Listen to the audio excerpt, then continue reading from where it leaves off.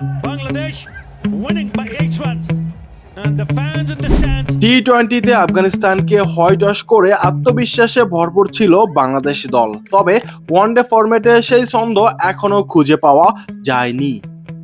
এক সময় যে ফরম্যাটে সবচেয়ে শক্তিশালী ছিল টাইগাররা, সেখানে সাম্প্রতিক ব্যর্থতা বাড়িয়েছে উদ্বেগ।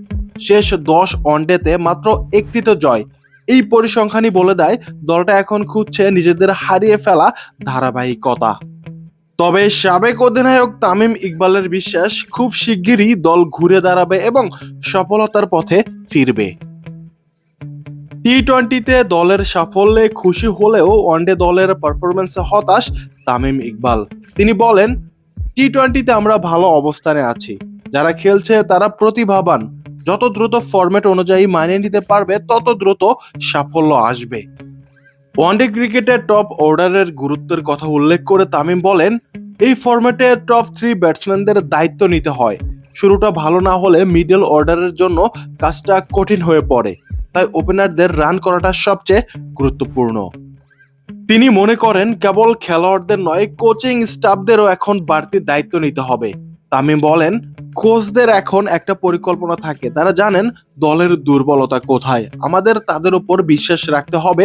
আমি নিশ্চিত তারা সঠিক দিকেই কাজ করছেন। দলের ভেতরের আলোচনার বিষয়ে সরাসরি কিছু না বললেও ম্যানেজমেন্টের প্রতি আস্থা রাখার আহ্বান জানান এই অভিজ্ঞ ওপেনার।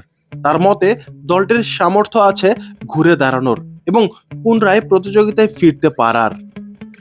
বাংলাদেশ ওয়ানডে দলের সাম্প্রতিক দুরবস্থা অনেকটাই ব্যাটিং ব্যর্থতার ফল। নিয়মিত ওপেনিং জুটিতে স্থিতি নেই, মিডল অর্ডারে অনিয়মিত পারফরমেন্স আর শেষ দিকে রান তুলতে না পারার সমস্যা এখন স্পষ্ট। একসময় ওয়ানডেতে বাংলাদেশের ধারাবাহিকতা ছিল প্রশংসনীয়, বিশেষ করে 2015 সাল থেকে 2019 সালের মধ্যে, কিন্তু সেই ধারাবাহিকতা এখন অতীত।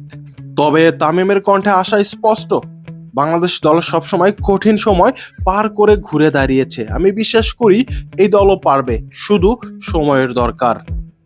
তামিম ইকবালের এই আশাবাদ যেন বাংলাদেশের ওয়ানডে দলের জন্য নতুন অনুপ্রেরণা।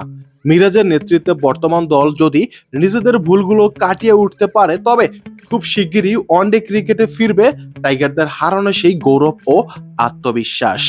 ওয়ানডে ক্রিকেটে অধিনায়ক ছিল নাজমুল হোসাইন শান্ত, তাকে সরিয়ে হঠাৎ করেই অধিনায়ক ঘোষণা করা হয় মেহেদী হাসান মিরাজকে। মিরাজের নেতৃত্বে এখন পর্যন্ত বাংলাদেশ 9টি ওয়ানডে ম্যাচ খেলেছে, তার ভিতরে টাইগাররা হেরেছে 8টিতে। এমন দুরবস্থা হয়তো বাংলাদেশের আর কোনো ক্যাপ্টেনের কাঁধে চড়ে বসেনি। এখন দেখা যাক মিরাজ এই দলটিকে কোন দিকে নিয়ে যেতে পারে। আপনাদের কি মনে হয় কমেন্টে মতামত জানাতে পারেন। Rabiul Hasan, the round.